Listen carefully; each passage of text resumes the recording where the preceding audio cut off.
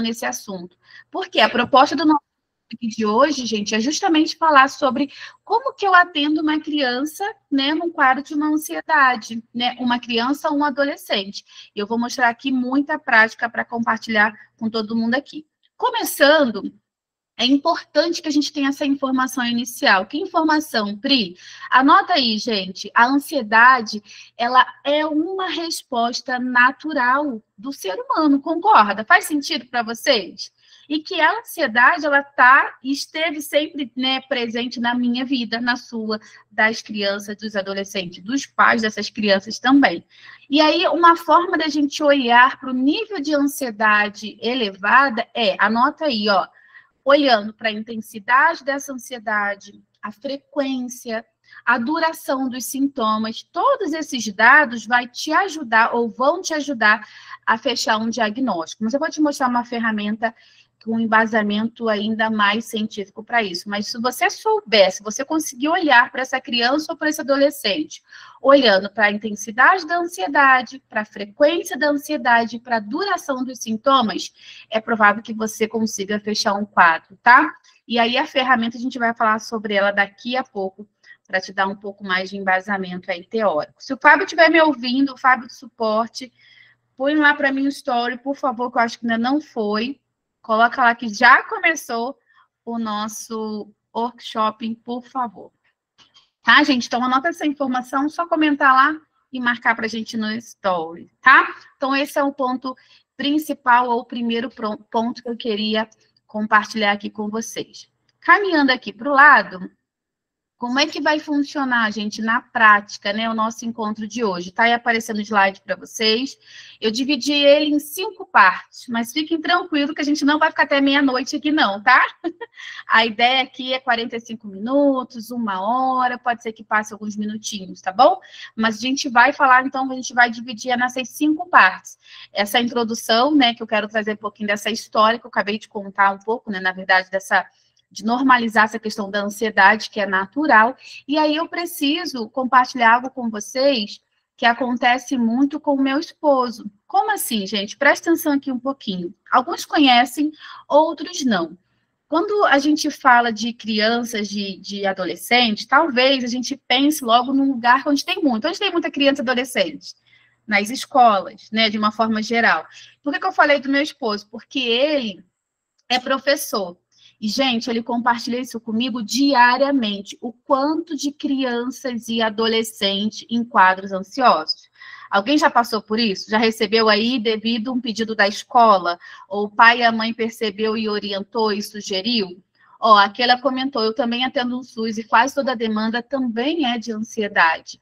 E aí eu trouxe da escola por esse recorte pessoal, mas, ó, aquele está compartilhando com a gente lá no SUS, na clínica também. E aí, ele já às vezes me trouxe situações, gente, de crianças, às vezes ter crise, literalmente, uma crise de ansiedade como um pânico, e precisar sair da sala, precisar ser socorrida, precisar ir embora. E aí, eu não sei como é que é do lado de vocês, né, na prática, no dia a dia, mas depois da pandemia, alguém percebeu que chegou mais paciente com ansiedade? Quem percebeu aí, levanta a mão. Pode ser a mão virtual ou aqui comentar.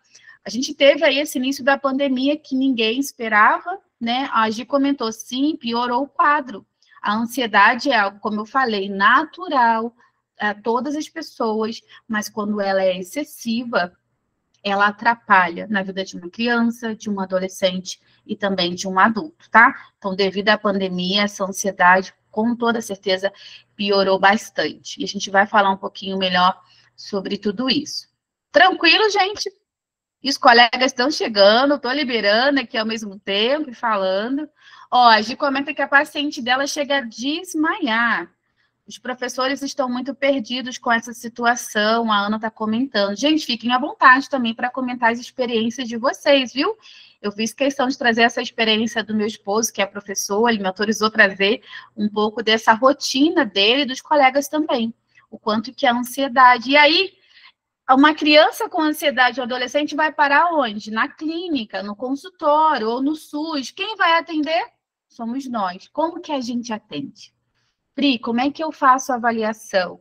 Pri, como é que eu faço a intervenção? Que técnica, que recurso, que estratégia eu uso, então, para trabalhar com essa criança? Calma, segura a sua ansiedade, que eu vou te contar tudo isso aqui hoje, tá?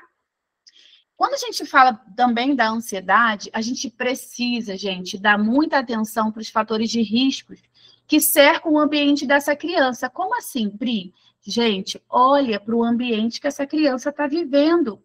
Na família, na própria escola, com os amigos. Pode ser que algumas situações estão contribuindo para o nível de ansiedade. Faz sentido? Por exemplo, quem aqui já recebeu, já atendi várias crianças com ansiedade de separação. Os pais estavam em separação e a criança desenvolve uma ansiedade. Então, isso é muito natural de acontecer. Ó, tem uma colega comentando aqui no chat, vocês podem ir olhando e comentando também. Sou psicóloga e pedagoga, aumentou demais muitas crises. Olha aí, uma outra colega também da mesma área compartilhando com a gente. E é importante a gente olhar para tudo isso, né? Como que a gente, então, vai trabalhar? Por isso que é muito importante a gente verificar a relação dessa criança com essa família. E aí eu quero trazer para vocês um dado muito importante aqui no slide, ó, que está lá no DSM, depois vocês podem conferir, que é essa informação aí, ó. Não sei se está bem claro para vocês, mas eu vou ler, tá? Diz assim, gente, ó. O conteúdo do medo da criança ou das crianças tem sido definido em 5 fatores. Ou seja, traduzindo, a gente precisa entender porque o medo é um sentimento por trás dessa ansiedade, um medo irreal. E quais são os maiores medos de uma criança com níveis de ansiedade? Ó, o medo de crítica ou de falhar, o medo do desconhecido, o medo de ser machucado ou de pequenos animais, que a gente pensa numa fobia específica, o medo de perigos ou de morte, o medo de doenças físicas. Quando a gente olha para essas questões, faz isso. A partir de agora, você vai receber uma criança aí para o atendimento, chega com sintomas ansiosos, dá uma olhadinha para ver se não está por trás dessa ansiedade esses medos. É claro, se a gente vai atender um adolescente, provavelmente a gente vai enxergar uma outra coisa, um adulto também. Mas numa criança, geralmente está isso aí. E aí a gente precisa olhar, porque tudo isso nos faz fazer um mapeamento inicial dessa criança, né? Ó, a Clismara comenta aqui, ó, crises também de identidade de gênero. Exatamente, é muito comum também. Então, de novo, gente, a ansiedade é algo super natural. O problema é quando ela é excessiva. Tudo que é em excesso faz mal, prejudica. Até uma comida, por exemplo, muito gostosa, né? Se você comer em excesso, vai te fazer mal. Concorda, gente? Faz sentido para vocês? Tá? Então, todos esses pontos são importantes a gente olhar aí para o processo de terapia. Tá? Então, todos esses medos aí. E aí, quando a gente pensa num adolescente, geralmente, conforme essa criança vai crescendo, vai se tornando, né, um adolescente, os medos, esses aqui específicos, acabam diminuindo. Porém, pode ser que surjam outros, tá? Isso faz parte, é normal. Só que se for, claro, em excesso, a gente precisa dar atenção para tudo isso. E tudo isso é feito aonde? Lá na parte da avaliação no diagnóstico, tá? Vou seguindo aqui um pouquinho. E aí vem a grande pergunta, tá, Pri? Porque, gente, por que eu estou dando uma passada aqui e não me aprofundando tanto? Porque a ideia é eu te mostrar aqui na prática como fazer o plano de intervenção, que é aquele número de sessões, né, semanal até o encerramento, tá? Então, vou trazer aqui uma ideia de como a gente pode fazer isso. Mas para eu começar a intervir, ou seja, para eu começar a trabalhar com o meu paciente, o que eu preciso fazer? Diagnosticar. E aí eu queria fazer uma outra pergunta. Quem aqui acredita ou acha ou concorda que o psicólogo pode fazer um diagnóstico? Vocês concordam? O psicólogo pode diagnosticar ou não? Deixa eu só beber um golinho de água enquanto vocês respondem. Será que o psicólogo pode diagnosticar? O que vocês acham?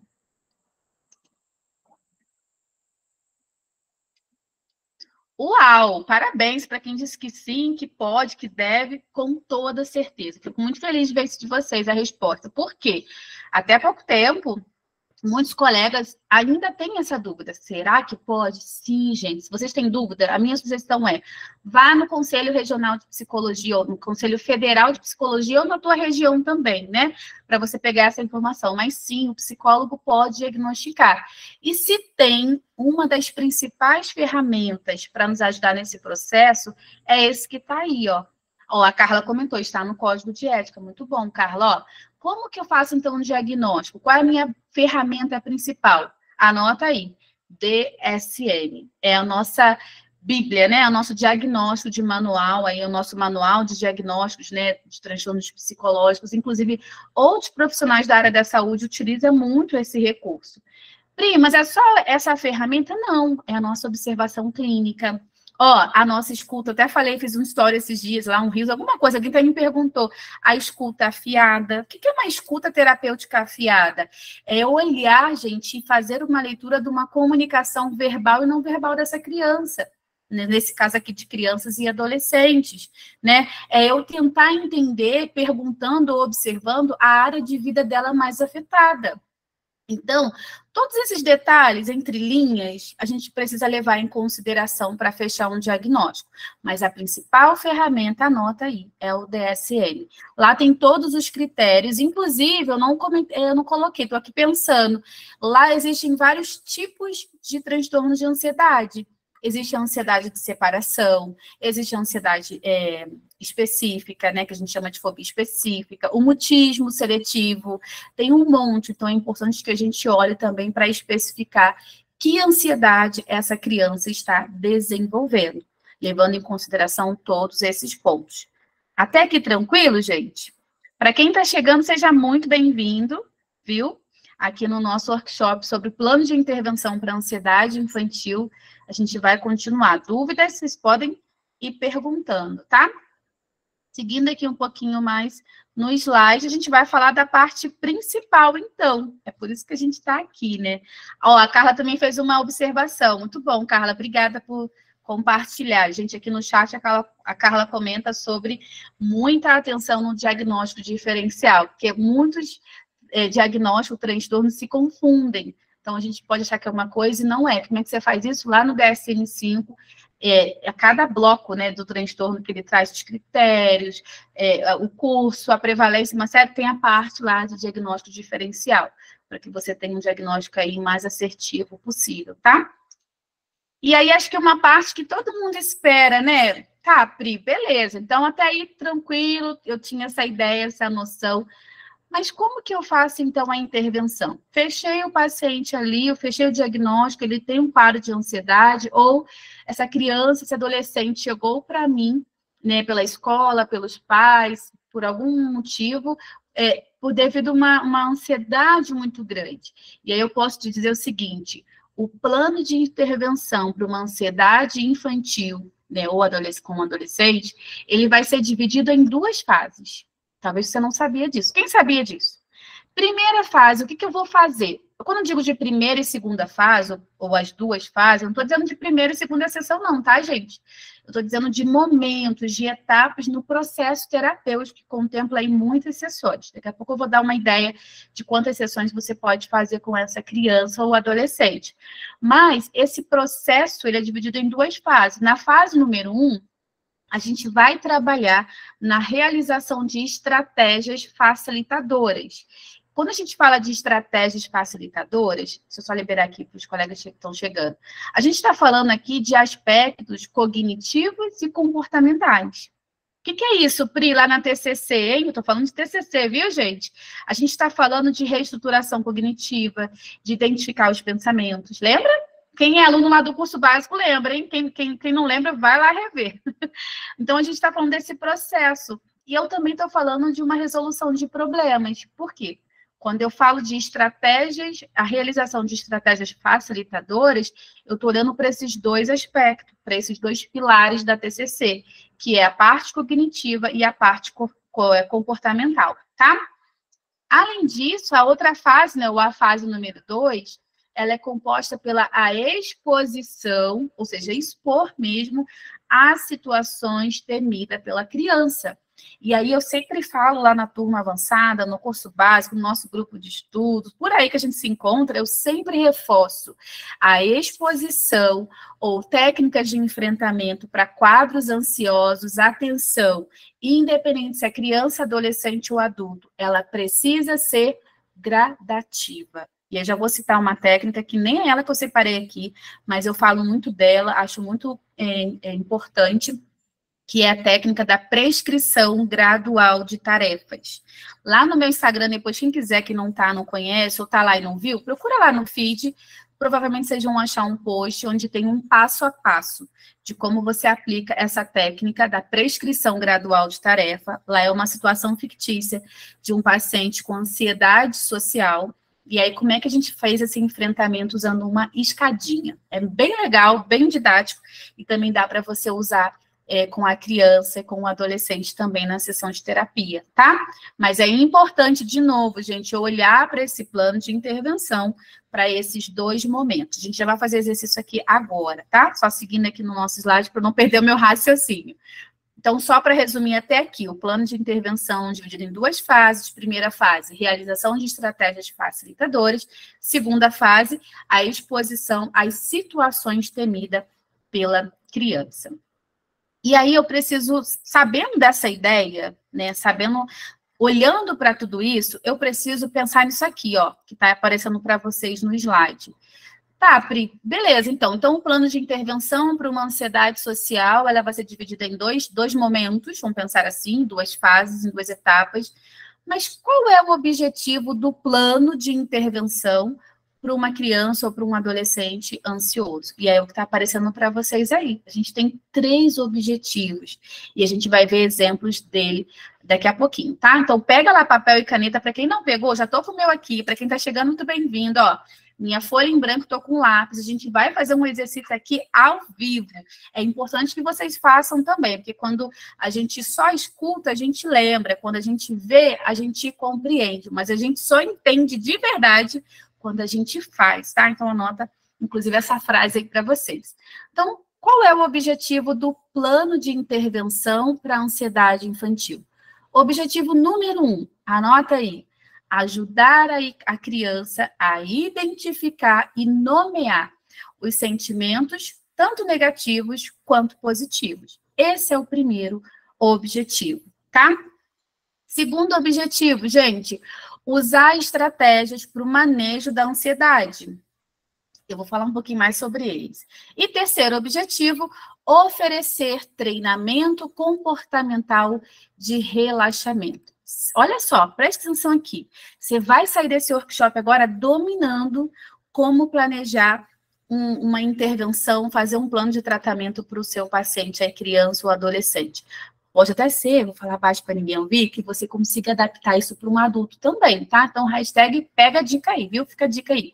Então, olhando para esses objetivos, a gente vai, então, partir para a prática, que é o que a gente vai ver daqui a pouquinho, olhando para esses 3 objetivos. Eu vou detalhar um pouquinho mais aqui, mas mais do que ficar falando, a gente vai fazer juntos, tá bom? Deixa eu ver se tem aqui algum comentário. Ó, a Psi Daniele comentou que ansioso com TDAH é muito natural, né? O TDAH vem a ansiedade junto, às vezes um quadro misto, como às vezes uma depressão também, né? Às vezes vem uma ansiedade junto também. Uma dificuldade de aprendizagem pode ser, isso é muito característico, por exemplo, no TDAH, uma criança, né, diagnosticada, um adolescente com TDAH, é muito natural ela também ter um transtorno de aprendizagem, às vezes uma dislexia, então a gente também precisa olhar para tudo isso. Por isso que o diagnóstico, né, os critérios também, o diagnóstico diferencial ajuda muito nesse processo, tá? Vamos lá, então, falar um pouquinho mais sobre isso, depois a gente vai fazer juntos um exercício. Quando eu falo, gente, desse primeiro objetivo, que é ajudar a criança a identificar e nomear seus sentimentos negativos e também positivos, eu estou aqui pensando numa ideia de fazer com ela uma educação educação afetiva, onde eu vou ajudar essa criança, que eu estou tentando falar e liberar os colegas, a gente vai confundindo assim, né? Mas eu posso começar aqui por uma educação aqui afetiva, onde eu ensino essa criança a conhecer as emoções. Quem aqui já ouviu falar no vocabulário emocional? Alguém já? Pode levantar a mãozinha virtual ou aqui no chat. Ela é uma excelente ferramenta. Ó, a Dani falou que a Dani levantou a mão. Deixa eu ver quem mais aqui. Quem conhece essa ferramenta? O vocabulário emocional. Gente, ela é uma excelente estratégia para eu trabalhar a educação afetiva do paciente. O emocionário, a Carla falou que já ouviu também. Ou seja, como é que você faz? Vamos lá, vamos fazer o primeiro exercício? Bora fazer o primeiro exercício? Quem topa? Pega lá um papel e a caneta. Vamos lá, como é que você vai fazer esse vocabulário emocional para quem nunca fez, para quem nunca ouviu falar, ou já ouviu falar, mas não sabe como? Vamos lá. Você vai pegar uma folha em branco. Alguém está com folha em branco? Deixa eu ver aí vocês com folha em branco, com folha de caderno. Ó, a Rosália está com uma folha ali, a Bárbara. Que legal! Para quem eu estou falando, só para quem está aparecendo aqui a imagem, tá, gente? Para quem não sei o nome, que como eu estou aqui com o slide aberto, aí eu não consigo ver todos vocês, tá? Daqui a pouco eu abro um pouquinho. Vamos lá, como é que faz na prática? Você vai pegar uma folha em branco e um lápis ou uma caneta, você vai colocar o alfabeto. Vamos lá. Letra A, B, C. A gente não vai fazer todos não, tá, gente? Vou botar aqui até a letra E. Então, aqui, ó, como tá aqui, talvez não está tão claro para vocês, mas tá aqui, ó. A, B, C, D e E. Certo? E aí você vai pedir para essa criança... Mas a criança é muito pequenininha, ela não está ainda alfabetizada. Tudo bem, você pode usar emojis, você pode usar... Até alguém comentou aqui, ó, no chat, né? Eu costumo usar o filme Divertidamente ou os emojis. Perfeito. Para crianças pequenininhas, melhor ainda. Foi a Clismara que comentou. Mas para uma criança maior ou um adolescente, você pode fazer dessa forma. Você vai perguntar. Vamos lá, vou perguntar para vocês. Gente, fala aí para mim. Estou falando aqui com vocês agora. Escreve aqui no chat uma emoção que vocês conhecem com a letra A, que comece com a letra A. Comenta aqui para mim, no chat. Eu vou anotar o que vocês disserem. Uma emoção, vocês vão ver na prática, a ideia não é só falar, lembra que eu falei isso. Vamos lá, uma emoção que você conhece, que começa com a letra A. É uma forma de você fazer assim no processo de terapia. Vamos lá, a Andréia. A Andréia foi a primeira a responder, ela falou amor. Vamos lá, então eu vou anotar a palavra amor. Podem colocar mais, tá? Tem alegria ali também. Ótimo. Vamos lá para a letra B. Falem para mim uma emoção, um sentimento que comece com a letra B. Pri, eu não sei. A criança também não sabe, adolescente? Não tem problema. O que você faz? Você pula, tá? Vamos lá para a letra C. Olha, apareceu mais emoções. Amor, angústia, ansiedade. Vamos lá.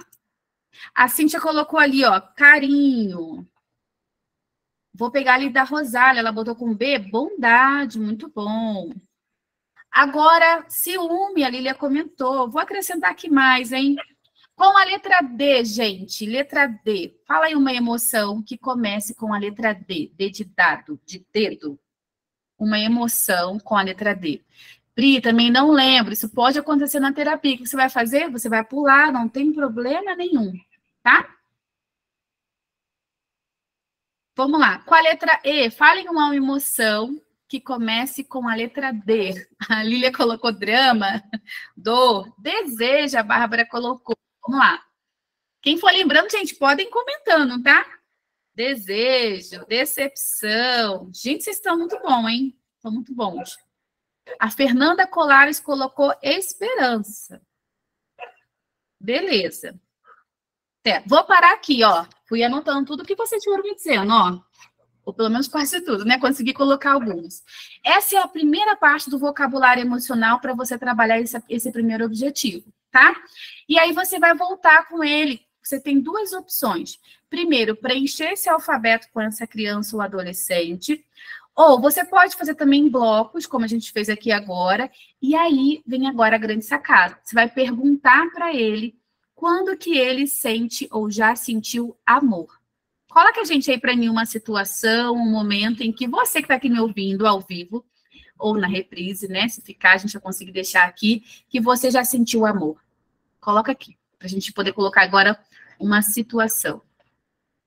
Isso aqui, ó, é um processo de identificação do que está acontecendo com essa criança, com esse adolescente. Agora a gente vai para uma outra etapa. Então, eu identifico as emoções que ele conhece e agora eu vou pegar essas emoções e vou aplicar em situações, tá? Ó, a Daniela Jorge falou assim, ó, estar com a mãe. Vou anotar aqui. Então, vou fazer aqui, vou ligar, tá? A letra A situação dessa criança é estar com a mãe. Ok. A Bárbara falou, quando a mãe acalenta o choro, muito bom também. Aí com a letra B, sabe? Então vocês vão fazendo dessa forma. Por quê? Aqui você vai conseguir ensinar para essa criança a ter acesso a outras emoções. É muito natural, por exemplo, uma criança sentir muita raiva. Quem já passou por atendimento assim? A criança é muito agressiva, briga, bate, cospe, xinga, morde. Então a ideia é a gente ensiná-la, né, junto com a orientação, com a família e tudo mais, ela ter e sentir outras emoções, além só da raiva, tá? Então, essa educação aqui, emocional, educação afetiva, usando vocabulário emocional, é uma forma. Tranquila, gente, até aqui? Então, essa é uma das formas de você trabalhar nesse primeiro objetivo, tá? Claro, gente, que existem várias outras estratégias, tá? É só isso? Claro que não, tem várias outras coisas, tá bom? Vamos aqui seguir um pouquinho. Ó, para o segundo objetivo. Quando eu falo do segundo objetivo, continua com o papel e a caneta aí, não guarda ela não. O segundo objetivo é usar estratégias para o manejo da ansiedade. Então, aqui eu vou passar para o lado no nosso slide para você ver aqui uma ideia. Ó, a gente está aqui nos exemplos práticos. Quando eu falo nesse ponto aqui que eu falei na segunda, usar estratégia para o manejo da ansiedade, eu estou falando de ajudar essa criança a identificar os sintomas ansiosos que ela vivencia, tá? Vamos lá, qual é a minha ideia? Pega aí o seu papel, o verso dessa folha, ou a parte de baixo, que sobrou aí em branco.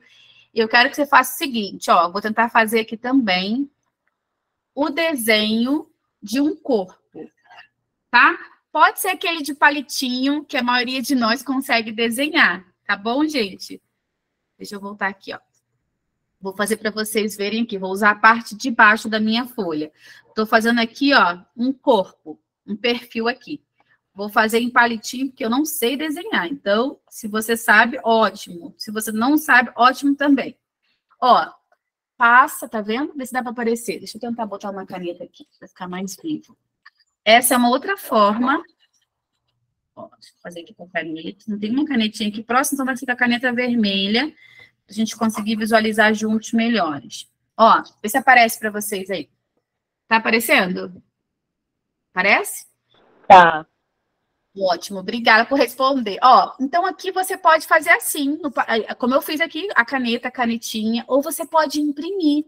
Você pode ter isso, né, dividir, pode ser a metade de uma folha inteira, e aí você vai pedir para essa criança te mostrar, ó, te apontar qual parte do corpo ela costuma sentir ansiedade.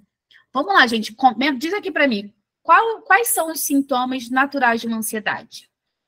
Comenta aqui para eu ver, vamos ver. A gente pode ajudar essa criança, se ela não souber responder, a gente mostra para ela, a gente dá a ideia. E se você já sentiu ansioso alguma vez, você pode mostrar para ela também, tá? Ó, vamos lá. Primeira ali foi a Keila, ela botou mão suando. Como é que eu vou fazer as mãos suando? Olha aqui, gente, ó. Eu vou pedir, eu posso até fazer a primeira para a criança, ó. Eu vou fazer uma bolinha aqui na mão, por exemplo, tá? Ó, uma mãozinha, mão suando. Que mais? A Bárbara colocou falta de ar. Onde que é a falta de ar? Se a criança não conseguir identificar, gente, aqui, ó, na boca, né? Então, a gente pode colocar aqui. Tremedeira pode ser o quê? Nas pernas. Então, a gente vai marcando, ó. Não sei se aparece para vocês muito bem. Aqui é uma ideia, uma forma da gente mostrar esse segundo objetivo, que é usar estratégia para manejar a ansiedade. Mas para eu poder manejar, tratar dessa ansiedade, que é o nosso próximo exercício, a criança precisa saber como que o corpo dela funciona quando ela está ansiosa, quais são as partes do corpo dela que os sintomas ansiosos vêm. Por isso que a gente utiliza, por exemplo, o desenho do corpo, tá?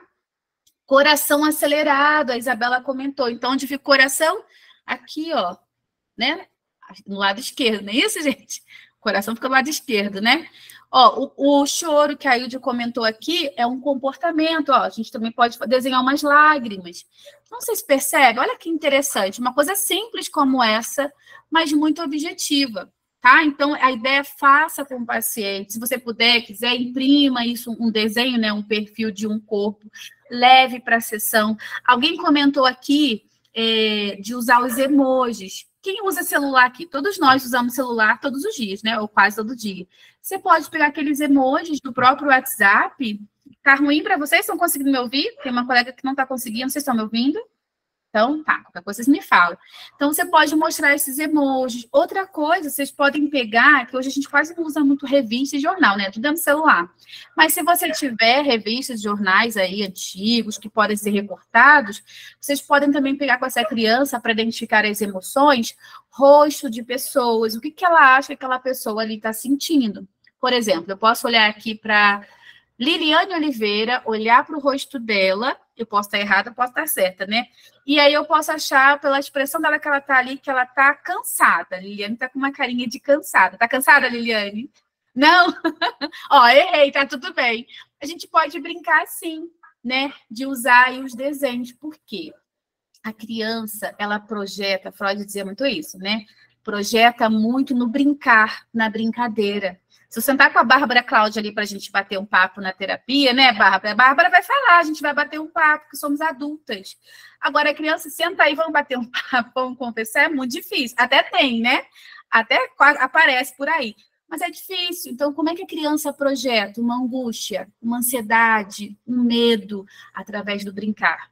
Através do desenho, através da massinha, da família terapêutica, de tudo que você tiver a seu favor, tá? Tranquilo até aqui, gente? Tá dando para pegar as ideias? Acho que funciona muito essa forma lúdica aí de falou. Exatamente. E tem adultos também, tá? Eu sou uma. Se eu for atendida ali pela Elaine, eu vou falar, Elaine, você pode desenhar aí que eu não tô entendendo, não? Porque a Priscila tem alguma dificuldade, Elaine Souza, né? Tô brincando aqui com ela. Eu tenho, inclusive, por que eu me identifiquei com a TCC ainda na faculdade? Porque algumas abordagens eu não conseguia, de fato, compreender. E quando a gente ouvia a TCC, eu falei, caraca! Tem uma estrutura, tem um passo a passo. É receita de bolo, Pri? Não, claro que não. Somos seres humanos, né? Imagina, eu pegar a mesma estrutura e aplicar com a Domingos, com a Elaine, com a Rosália, com a Liliane, com a Bárbara, com todo mundo que está aqui ainda. Não vai funcionar, porque nós somos seres únicos, as crianças também são, né? Ó, a Daniela também comentou, eu nunca consegui entender outras abordagens. Estamos juntas, viu? E a TCC, para mim, para a Priscila aqui, caiu como luva, porque eu sou muito visual. Então, aí um atendimento quase de criança, para mim, vai funcionar muito bem, tá bom? Vamos para o outro exercício, gente. Esse exercício aqui eu acho muito legal, que é o treinamento, aparece para vocês aí o slide, né? De relaxamento. Basicamente, é aquele treinamento que a gente fala do relaxamento muscular progressivo. Porém, com a criança, gente, tudo com criança e adolescente, a gente precisa usar muito lúdico, concordam? Faz sentido?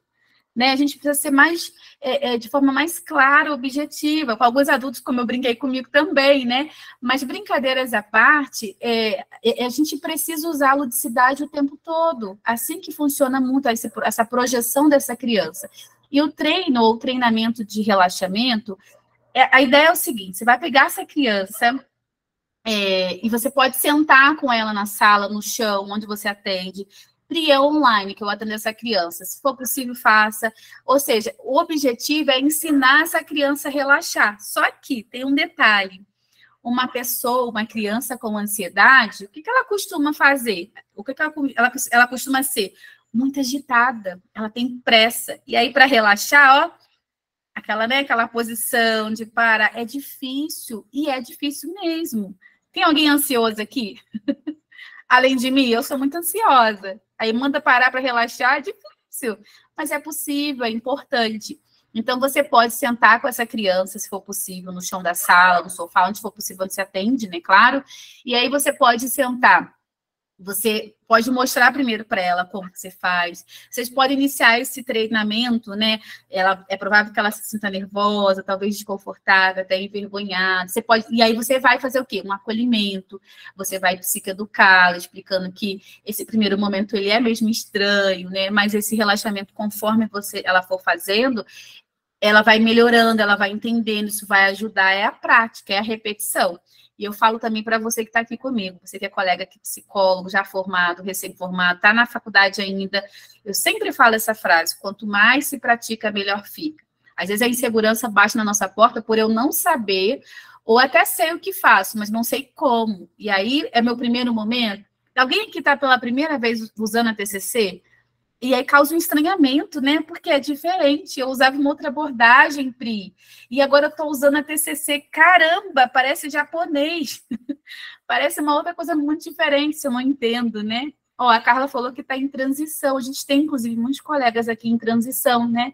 De abordagem, enfim. Então, é importante que a gente olhe para o nosso ritmo e com a criança nesse treinamento de relaxamento também. Normalizar isso com ela, tá? E aí vocês podem usar, gente, YouTube é um canal rico de ideias, né? Você pode pegar lá uma musiquinha, alguma coisa que ajude essa criança nesse exercício, nesse relaxamento, nessa prática. O que a gente pode fazer? Ó, vamos fazer junto aqui. A gente não consegue se ver todo mundo, né? É só um pedaço do corpo, né? Daqui do peito para cima. Mas vamos lá, imagina aí, você está sentada. Como é que você faz esse relaxamento na prática? Ó, vou me ajeitar aqui na cadeira. A ideia é a gente relaxar os grupos musculares, ou seja, traduzindo, as partes do corpo. É isso. Como que eu começo na prática, Pri? De baixo para cima. Então, vamos lá. Você está sentada aí, se quiser, faz comigo. Você vai pegar lá no pé, né? Foca. Você vai pegar o pé, você vai tensionar ele um pouquinho para trás. Segura, segura, segura e solta. Tá? Pode ser uns 5 segundinhos. Você pode demonstrar para a criança, você faz junto com ela, pede para ela fazer. Depois você vai tensionar as pernas, você vai fazer até a expressão do rosto. Até você fazer uma cara como eu estou fazendo agora, assim, ó, bem estranha. Para quê? Para que ela tensione o próprio músculo. Por isso que é um treinamento de relaxamento muscular progressivo, que é uma das mais famosas, tá? Eu gosto muito de usar com crianças, gente, a metáfora o exemplo de usar o robô, alguém já deve ter ouvido eu falar isso, né? O robô e o boneco de pano. Vamos imaginar aqui, acho que só temos adultos, né? Todo mundo acho que já viu um robô aí na vida, um boneco de pano. Um robô, ele é um brinquedo, né? Todo o quê? Rígido.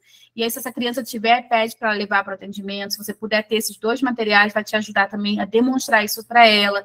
Ela fica toda tensionada, né? O robô. E o boneco de pano fica todo relaxado, né? Todo quando ele não está ansioso. Você pode usar essa questão prática, né? Para mostrar para essa criança, tá, gente? Então, é uma ideia também muito bacana para você usar aí no atendimento, nessa questão da intervenção. E aí, assim, de uma forma geral, a gente tem muita coisa para fazer. A gente não tem só isso que eu falei, mas só isso que eu disse aqui vai te trazer uma ideia, uma noção de quais são os objetivos do processo da terapia, tá?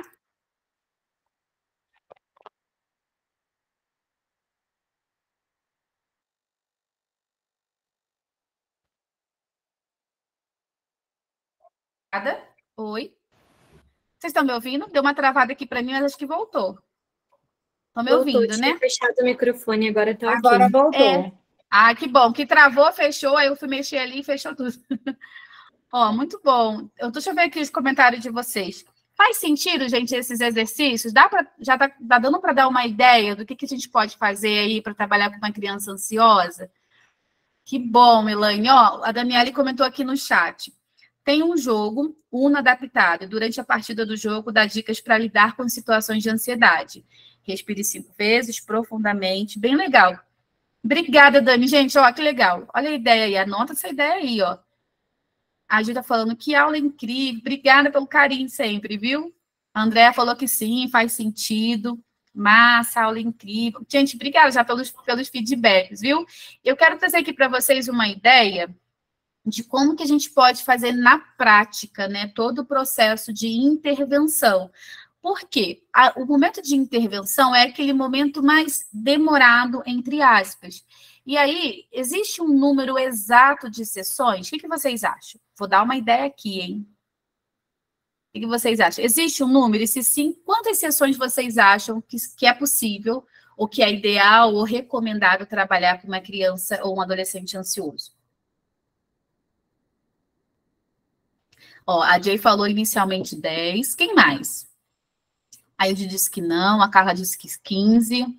Quem mais? 10, 15, quem dá mais? Qual o número de sessões você acha aí ideal ou recomendado, né, para trabalhar aí na intervenção, esse monte de sessões que acontece por um tempo muito maior?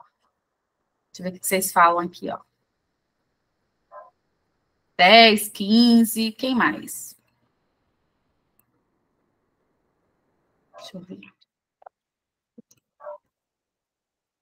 No mínimo 16, 10, depende. Não depende da anamnese, não, ó. Muita ideia.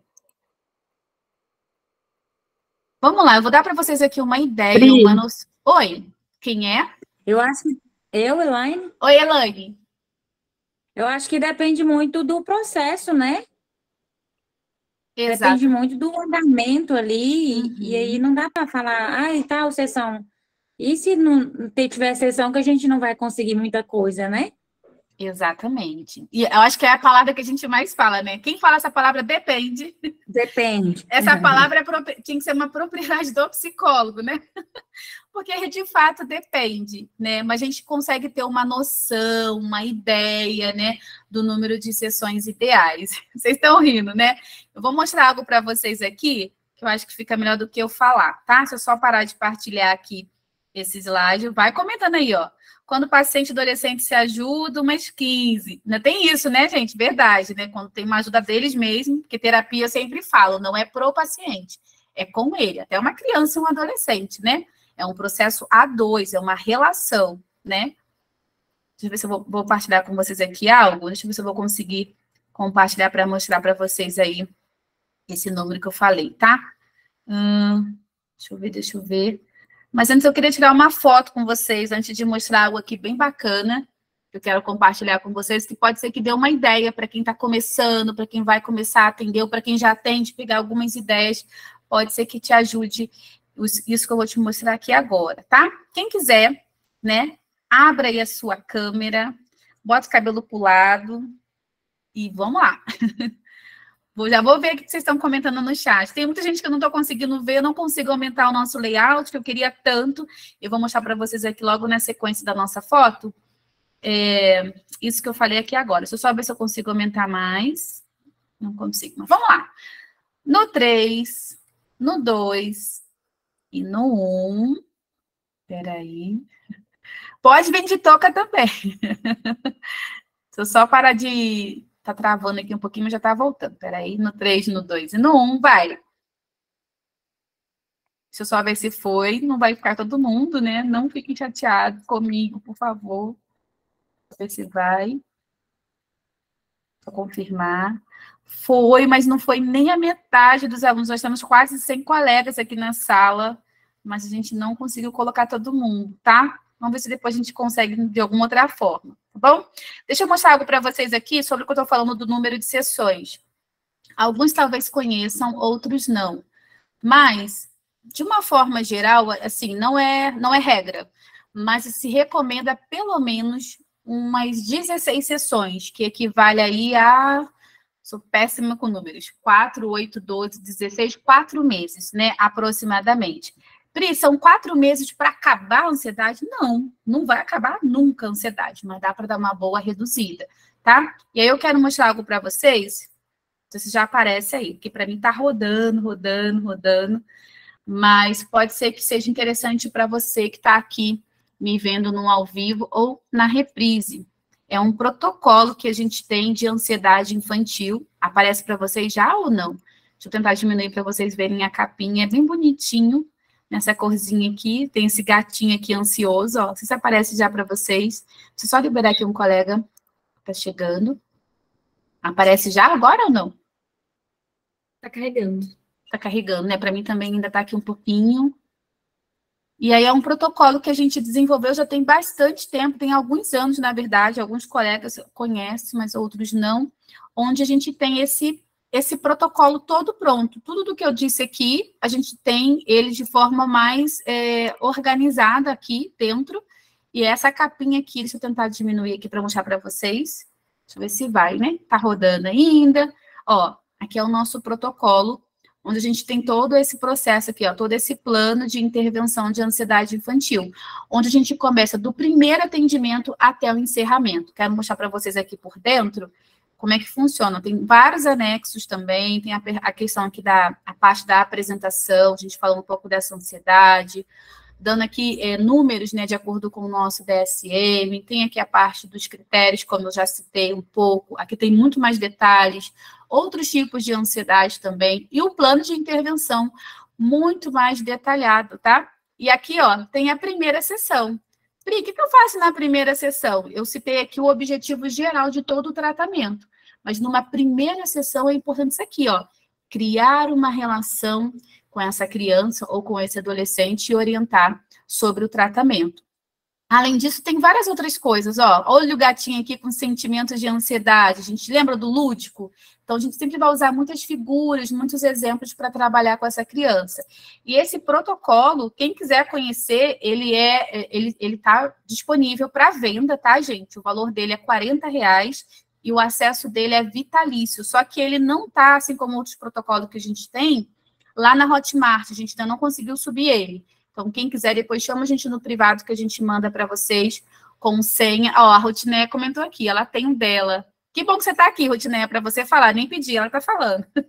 Muito legal, né? Tem um passo a passo bem estruturado, com teoria, com técnica, de forma bem organizadinha. Eu acho que pode ajudar bastante. Então, ó, aqui que eu falei do perfil, ó, gente, ó, das respostas ansiosas, que a gente ajuda a criança a identificar, tá vendo?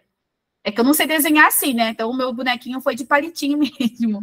Inclusive, quem fez depois manda para mim, tá bom? Aí tem aqui, ó, toda a estrutura, tem a sessão com os pais. O que eu faço?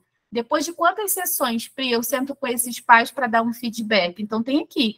Com esse protocolo, você consegue pegar lá na sessão 1 e ter uma ideia do que você vai fazer. Gente, de novo, só para reforçar, não é receita de bolo, tá? Não é porque a gente trabalha com seres humanos, tá bom? A gente leva em consideração uma série de coisas. Mas esse protocolo a gente vai utilizar com crianças e adolescentes, tá? Deixa eu só voltar aqui um pouquinho mais. Ó, tem outras sessões de relaxamento, tem a questão aqui de autorrecompensa, tem mais outro encontro com os pais, é importante a gente também olhar tudo isso. Então, aqui, ó. E a última sessão, a sessão de encerramento. Como que a gente faz? Então, tem a última também. Eu vou encerrar, vou dar alta para essa criança. Como é que eu faço isso na prática? Aqui tem algumas ideias. Além disso, aqui a gente tem mais abaixo, ó, contrato de trabalho, a gente tem esse modelinho, mas tem até um mais atualizado, depois a gente vai até tentar alterar, ou a gente manda para vocês junto, quem quiser adquirir esse protocolo. Tem vários anexos, como eu falei, ó. Pri, que atividades, além dessa que você citou, que eu posso fazer? Tem aqui, ó, no anexo B, tem um monte de anexo, de atividades, ó, tem a figura para você imprimir.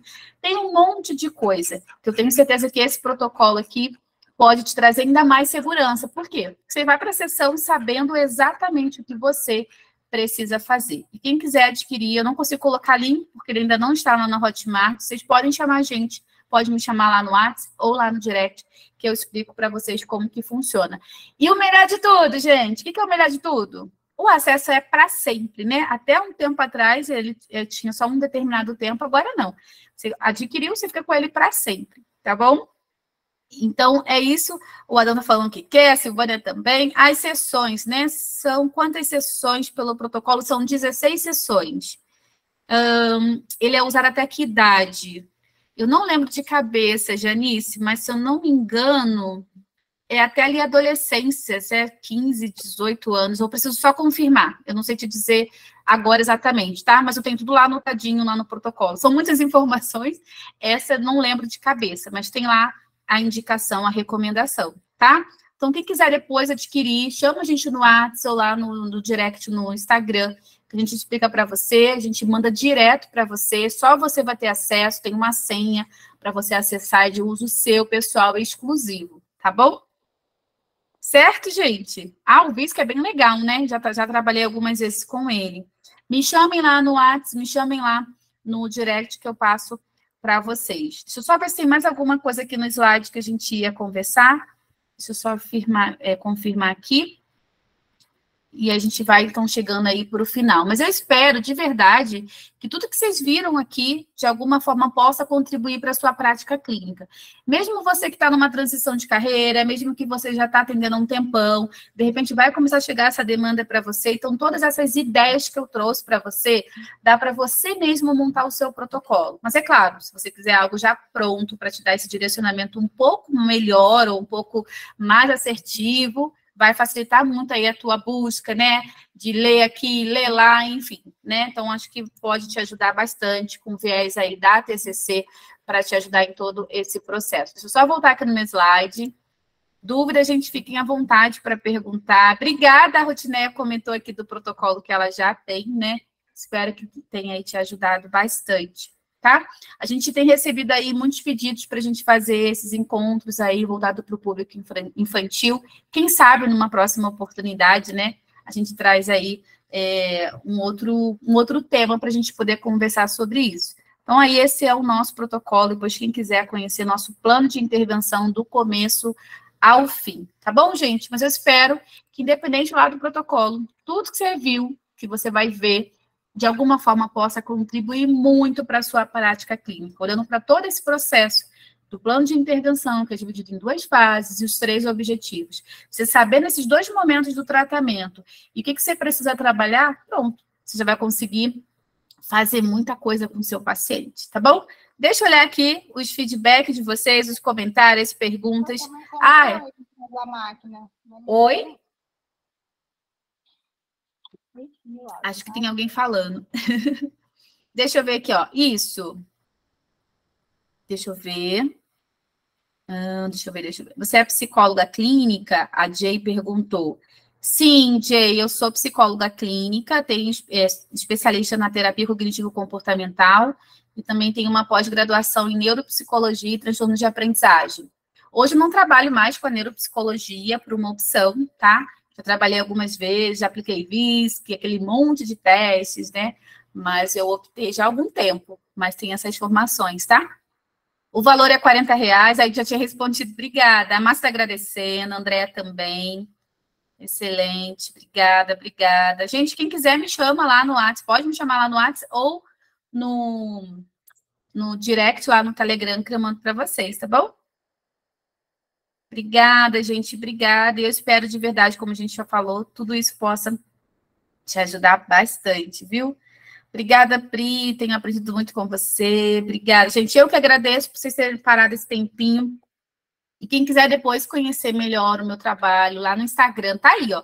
Terapia_eficiente. Lá tem muita coisa, modesta à parte, tem muita coisa boa da TCC para o atendimento, para a nossa prática clínica, e essa troca é incrível, né, para o nosso processo, essa nossa ajuda. E tudo que eu faço tem uma conexão muito grande com quem eu sou. Eu demorei a entender isso, né, com a minha infância, com a minha história, enfim. Então, é isso, gente. Eu espero que daqui possa te ajudar bastante. Se vocês quiserem se aprofundar mais, vem, então, adquirir lá o nosso protocolo de intervenção para ansiedade infantil. Tá bom?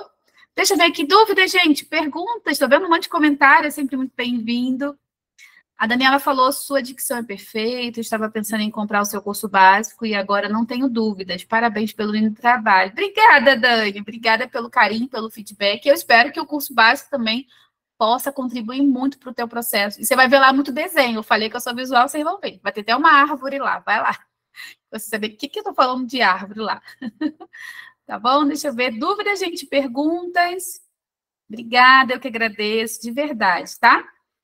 A gente, então, vai partir para o final. Vai ficar disponível? Algumas pessoas já tinham me perguntado, alguns colegas estão em aula. Vai ficar um tempinho, tá? Por alguns dias, eu acho que não muito tempo. Se a gente mudar, a gente vai estar sempre avisando, tá bom? E quem faz parte do curso avançado em TCC, a gente se vê amanhã, terça-feira. Quem é lá do grupo de estudo Psicoeducação em TCC, a gente se vê na quarta-feira. E quem é do grupo de estudos gratuito em TCC, a gente se vê segunda-feira que vem. Olha quantos movimentos, gente. Vem fazer parte de tudo isso. E eu espero que toda essa troca seja muito rica aí para a tua vida profissional e também pessoal, como para mim tem sido, vocês não fazem ideia, viu? Ó, beijo, bom descanso e a gente se vê por aí em qualquer dia, em qualquer momento. Me chamem lá no WhatsApp, me chamem lá no direct também para a gente conversar. Beijo, gente!